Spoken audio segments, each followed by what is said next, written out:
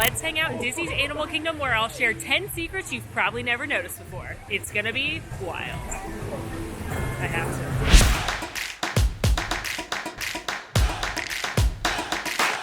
Before we get to the secrets, we need fuel, which means coffee. But don't worry, we're gonna take it to my first very favorite secret spot in this whole park, and maybe in all of Disney World. LOL, remember when people were literally in fistfights over these 50th cups? Anyway, coffee has been acquired. Hello, thank you Starbucks cast member for this adorable little crown on my name. I love it. Let's bring it to my secret spot. So if you head directly across from Creature Comforts, there's this little trail right here. You'll pass the cotton top tamarins, which are little cute marsupial guys. Come on, Coffee, show them the way. Smart enough, like. Welcome to one of my favorite places in literally all of Disney World. It's the backside of the Tree of Life. I love having my coffee here in the mornings or anytime. It's on the water, so the character flotillas will come by, like literally Rafiki and Timon are coming by as we speak, and there's usually like no one here. Look at this. Look at this. Not only can you get amazing pictures of the Tree of Life, but you can enjoy your coffee or your breakfast. Look at these birds, a nightmare. Oh my gosh, am I gonna get pooped on? You can enjoy your beverage with a character friend. Oh, Rafiki is crushing. Hi, Rafiki! Hi! Is this the best? Mickey and Minnie and Pluto, and they're so cute. I love them. Tell me this isn't the best.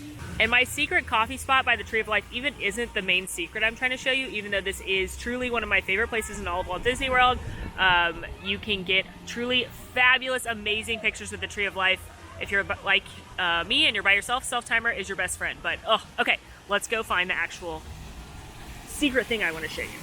As you may know, the Tree of Life has over 300 different animals that were hand-carved into it by different artisans, and they only had a few hours to carve each one, which is absolutely incredible when you factor in how big some of these are. They only had about 8 hours before the plaster would dry, and when you think about some of these, that's amazing. But one of my favorite things to do is look at the Tree of Life and see what different animals I can see.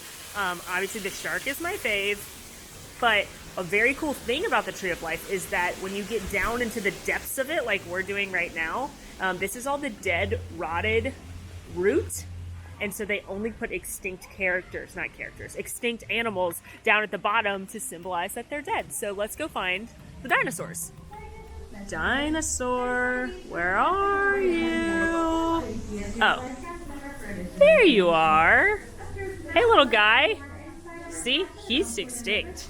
I'm literally in the It's Tough to Be a Bug queue now, which is why you can see, here's another dinosaur.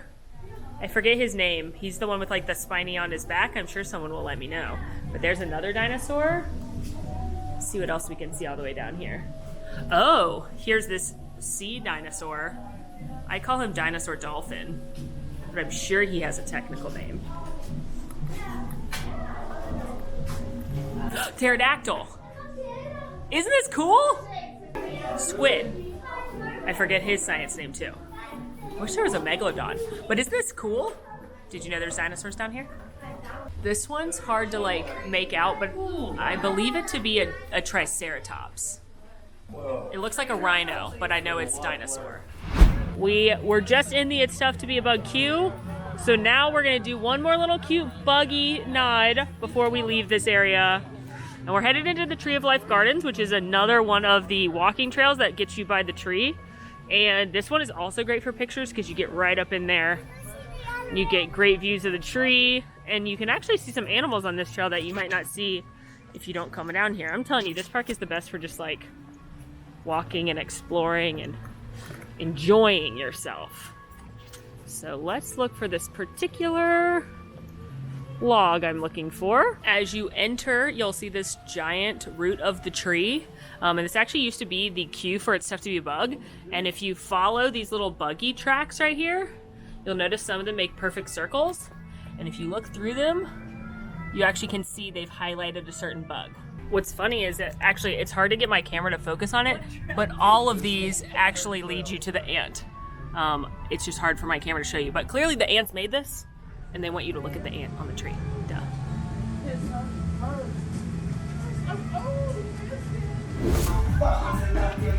I'm headed to Flamestreet Barbecue for my next secret, but I've been distracted by Viva Gaia, the band.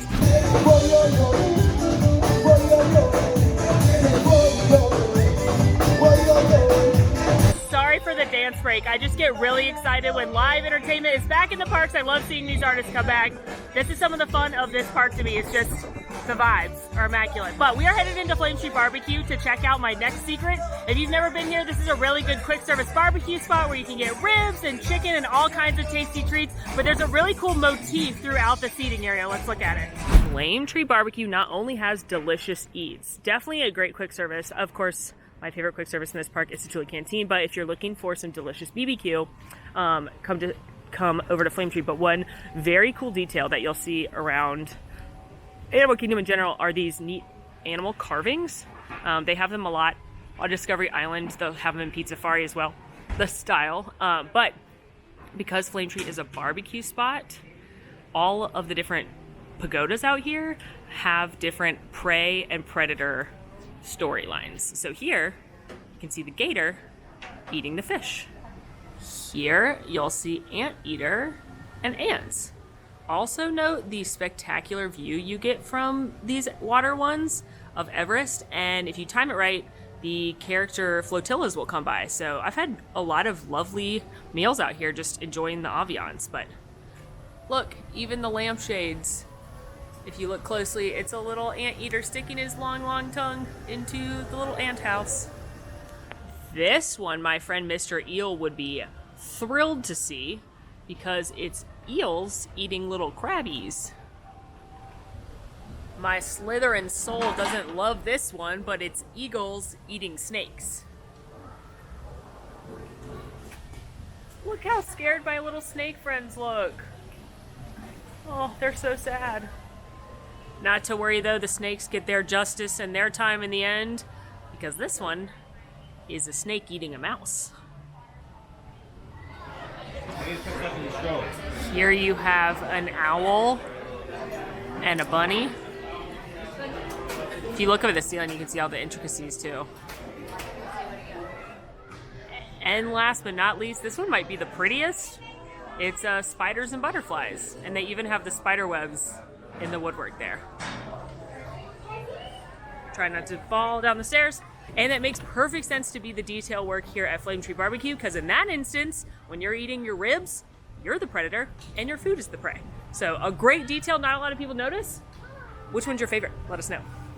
We're headed into Pandora now for our next little secret. Now, it's no secret that this was going to be Beastly Kingdom, which is why you can actually see a little bit of a dragon's mouth down there. When the park first opened, it was going to be a land all about mythical creatures, but they actually didn't have enough money to do both this and Dinoland, so they went with Dinoland, partly because of the ride Dinosaur had a lot of technology that they already had invented for Indiana Jones out in Disneyland. So Dinoland won over Beastly Kingdom. Then eventually this became Camp Mini Mickey, which a lot of you might remember, which was like a last minute thrown together land where they had Festival of the Lion King, which was also literally thrown together at the last minute, which is appalling that that's their last minute projects. It's like the greatest thing in Disney World. And then, as you know, a few years ago, this became Pandora, the World of Avatar. And there's tons of cool details in this land. I showed a lot of them in my Trapped video here, which we can link for you. But did you know you can find Joe Roadie in this land? And maybe not where you expect me to say. If you thought I was going to bring you to the Flight of Passage exit where you can see the handprints from Joe Roadie, the Imagineer who made this land happen, James Cameron, the director of Titanic, I mean Avatar, you probably knew that, and John Landau, the producer of the film, you'd be right, there are handprints for the three of them at the exit of Flight of Passage, but that's not what we're talking about today. We're talking about another spot inside Tula Canteen, the quick service restaurant in this location that serves one of my favorite foods in all of Walt Disney World. And to get in, you need to have a mobile order. So I just had to mobile order some Cheeseburger Pods for no other reason than to show you this fun fact. Definitely no other reason to order Cheeseburger Pods. So to show you this detail, I'll need to do a little backstory on this land in general. So basically, we are on the planet of Pandora after the first movie took place.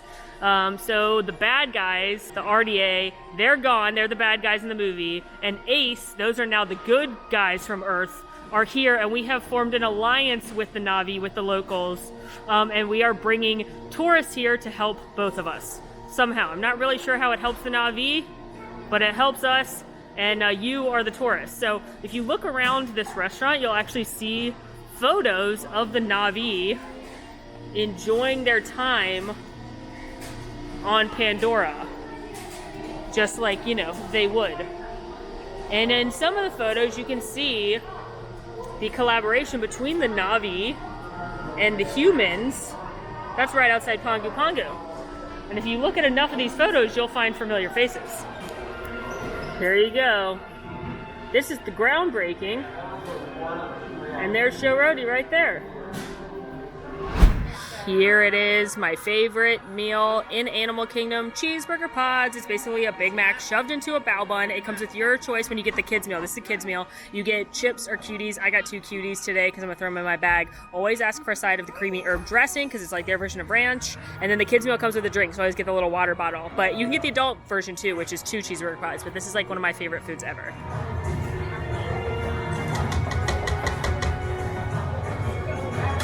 Bonus fun fact, these were made based on a Joe Roadie family recipe. And I know that because the last time we tweeted about these when I was showing my obsession with them, he retweeted us and told us about that. So that's pretty cool. Also, they're amazing. While I was in Satu'li Canteen, one of the cast members was like, "Oh, welcome back." And I was like, "Thank you, I know I eat here a lot." But she told me about another really cool Easter egg here at Pongu Pongu. This is the snack stand in this land that sells the giant pretzel and the green beer and the night blossom. And it's supposed to be the section where the humans have come. So you'll see some human things. And you will notice that they have dog tags down here of the Imagineers. And I've pointed that out before, but she told me a really cool Easter egg that we're gonna go look at. Okay, if you look in the back on the right-hand side of the ordering window, if you look towards the back, you can see some of the human items that they brought from Earth when they came here to Pandora. And one of them's a Death Star. I didn't know that was there. Shout out to cast member Fabi who told me that. Thank you, that was cool. All right, on to the next land. We have made it into Africa, which is one of my favorite lands in all of Disney because of how much detail there is. And if you pay attention to the signage, you'll notice a lot of things. For example, here's the fishing tours, Mr. Mutombo's fishing tours. And if you look around other parts of the land, there are signs advertising this. And I love those kind of details. If you see signs for a hotel or a restaurant, it probably exists in the land, whether it be an actual place you can visit or not. But they also gave some nods to some of the people that made this land happen. Like, for example, Captain Bob. Does he resemble anyone? Well, he should. He resembles Joe Roadie. Lots of Disney fans know who Joe Roadie is. He's the Imagineer with the signature earring, and he was heavily in charge of this park as a whole. He was the creative designer behind it. He is one of my personal heroes. So there's nods to him around the park as we just saw in Pandora. But there are also nods in this land to some of the other folks that brought it to life. So first of all, let's find the Joe Roadie nod. You will notice here on the back of the Tusker House that there are these gorgeous masks, and they are brought to you by Joe Roadie Masks and Beads. And even though that's not spelled like his name, it's pronounced that way as a nod to Joe Roadie. But there are a few other nods to other people that made this possible if you look around at the signs. Here's another Imagineer they are nodding to. It is for architect Ahmad Jafari. So you'll see M. Jafari here. The structure is being restored by him at his architectural restoration company, which makes sense if he was one of the architects working on this land. And the Imagineers have even thrown a little shade with this one because Mr. M. Kiato is a nod to an Imagineer who left the project, left the company during the middle of building Animal Kingdom. So it says, Mr. Kiato has moved. Shots fired. And here's an interesting one. When I was doing some research for this video, I found in an Imagineering book written by the Imagineers that this hot air balloon sign, when it originally debuted, it said Shields Hot Air Balloon Trips on it as a nod to John Shields, who is the head landscaped artist for the project. And now, as you can see, whenever you see the hot air balloon sign that you see a lot of places, it says Kinga Hot Air Balloon. So I wondered what Kinga meant, and I looked it up, and in Swahili, Kinga means immunity. or fender. So I'm wondering if that is shields. I don't know, something to think over. Let's talk about the dedication to the craft of Animal Kingdom. This is part of the reason it's one of my favorite parks, is the authenticity and the dedication to detail here is unmatched. So the Imagineers, of course, went over to the real Africa and they were trying to figure out what style to build. And they used a lot of influences from real places. They saw real towns and villages, which is why the architecture is the way it is. It's why the color palette is the way it is. And one thing that they wanted to make sure they got absolutely right was the thatching of the roofs, because that is very common practice over in Africa. So they brought over African craftsmen to actually make the roofs in a lot of the park. But one thing that the African craftsmen do is they are barefoot when they go up on the roofs, because feeling the thatching with the bottom of their feet is part of how they do their craft, and it's part of how they figure out if it's the right thickness for the authentic thatching. OSHA threw a little bit of a hissy fit that there were thatchers up on roofs just walking around barefoot, so Disney had to get special permission for them to be able to do it the correct way. Now, some of these thatched roofs are made out of metal. They're made out of metal over at Magic Kingdom. If you go to the Tiki Room, it's actually metal, but some of them are still the authentic thatching, which is really cool. Let's talk about plants, one of everyone's favorite things. Actually, something that most people don't even notice when they're in Disney parks, but the plants tell a huge part of the story. And there are plants from every single continent except for Antarctica here in Animal Kingdom alone. But one thing you may not know about the plants is that they were actually the first residents of Kilimanjaro safaris. Before they had any of the animals acclimate, they wanted to make sure the plants acclimated and could grow to their fullest potential to make the safari look as wild and exotic as it does. Some of the plants were brought here a year to 18 months in advance so that it could grow into the lush safari that you see today, and that was prior to any of the animals coming, and that was prior to any of the people coming at the theme park. So this park was in the works for years in advance. But isn't it kind of cool to just think about the plants vibing out on the safari, and then the giraffes came and ate them, and they were probably like, what the heck, man, we were here first. Welcome to the village of Anandapur. This is the town in Asia, and we are headed to find our next detail. But what I love about Asia is the same thing I love about Africa, and it's all of the details and the signs, and everything points you to something else. Like, look at this roof right here. It's made out of different pieces of metal, tacked together to make it look like people were being resourceful with whatever they had. Because we all know Disney had enough metal, but they patchworked it to make it look authentic. And they had to go in and manually weather and rust and make everything look old, and it's just fabulous. Also, spoiler alert for our next fun fact. Headed to the Maharaja Jungle Trek, which is the main trek here in Asia. There's a large walking trail in Africa too. And people often overlook these. They're one of my favorite underrated things in this park because you just stroll along and you see cool animals. And in this case, the headliner animal is a tiger.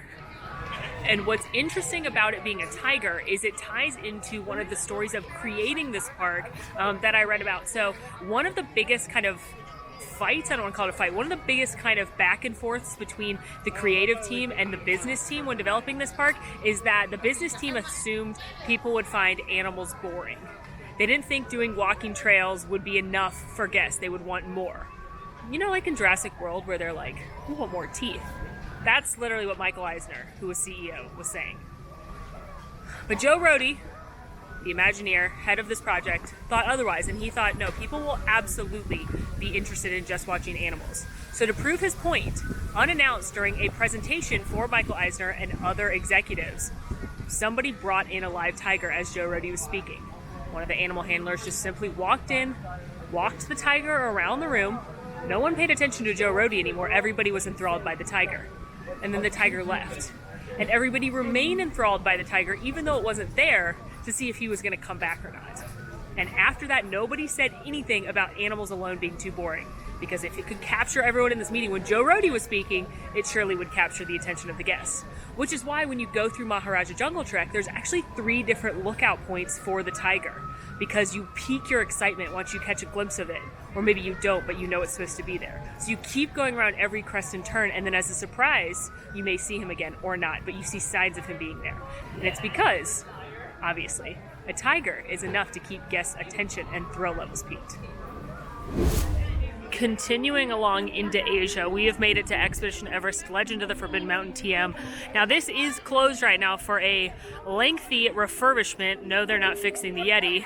So I can't go into the queue to show you some of the cool details in there, like the fact that in the shop of supplies, they sell Yeti. Get it? It's like a tea brand called Yeti. You get it. It's hilarious. And I've talked in other videos about how the color red is used as a warning sign from the Yeti, which is why some of these buildings have red painted on them. But since we can't actually ride the ride, let's talk about one of the coolest details of Disney's Animal Kingdom that you actually would need a plane to really see. Did you know Expedition Everest is actually a giant hidden Mickey? If you look at it from an aerial view, the mountain itself forms the head, and then the track forms the ears. You can only see this from an aerial view, which is why we're showing you a photo right now. Definitely a cool fact. Definitely a hidden Mickey not even Duckfist could argue with. Ah, Dinoland USA. My former home when I was a cast member many moons ago. I did a CP here at Primeval World and Triceratops Spin. May Primeval World rest in pieces. And I think this land is incredibly underrated and incredibly detailed. People tend to hate on it, but they probably don't know the full backstory. I went into the full backstory in my Trapped in Dinoland video. Moving our way towards Dinosaur. This is the headliner attraction in this land, the OG thrill ride in this park. I love it. It's so fun. It's fast, it's blast, it's in the past. But if you look at the dinosaur building, there's something Disney doesn't want you to notice and that you've maybe never noticed. And it's the fact that over here on the right-hand side, there are actually trees parked on top. Planted on top. And they're hiding a big green building that you may not even notice. Now this is a very fun little detail for a few reasons. Number one, the color of that building is a Disney custom color called Go Away Green. And it's a color that they paint a lot of things that they don't want you to look at. It's very neutral, it's very bland, it blends in with the background a lot. So your eyes naturally divert and go away from it. You don't look at that big building back there. You're looking at the dinosaur, you're looking at the Dino Institute. But yes, the trees are planted on top of there. And that actually came from Walt Disney himself. No, I'm not saying Walt Disney was here. I know he was long gone before Disney's Animal Kingdom. But the idea to put the trees on the roofs came from Walt Disney himself. So back in the 60s, they were trying to figure out how to move It's a Small World from the 64-65 New York World's Fair into Disneyland. And some of the Imagineers had their models out. And they had some little trees that they were going to put on their model around the base of it for landscaping. But they had put the trees just like setting them places. You know, you set things places. They put them on the roof of the building. And Walt Disney was coming to do a tour of WED, and he showed up 30 minutes early. So everybody was scrambling to like get their projects ready to present to Walt. And as he walked up, they were trying to grab the trees off the roof of the Small World building. And he was like, "What are you doing?" And they were like, "Oh, we just put the trees there. They're actually going to go down here for some landscaping." But that gave them an idea. They gave Walt and the team an idea that if you put trees on top of a building, it could hide another building. So the Imagineers don't want you to realize how big the building is for this attraction. The show building for this and most attractions is way bigger than you would ever imagine, but it's all backstage. They want you to believe that this entire attraction takes place in the teeny tiny Dino Institute, when in fact most of it takes place in that giant green building back there. So, to hide that building from your eyes, they plant trees on top of the roof of the Dino Institute, and they paint it Go Away Green, so most people never even notice it. I bet you thought my dinosaur fun fact was going to be the ketchup, mustard, mayonnaise thing in the queue, but I had to give you a new one. But if you don't know, the red, yellow, and white pipes in the queue have the chemical formulas for ketchup, mustard, and mayonnaise, because that attraction used to get sponsored by McDonald's. Double facts! Well, that's a wrap. Let us know your favorite of these secrets down in the comments. Look forward to videos like this in the other parks. And in the meantime, go watch Perfect Day at Disney's Animal Kingdom. Bye! Thanks for watching!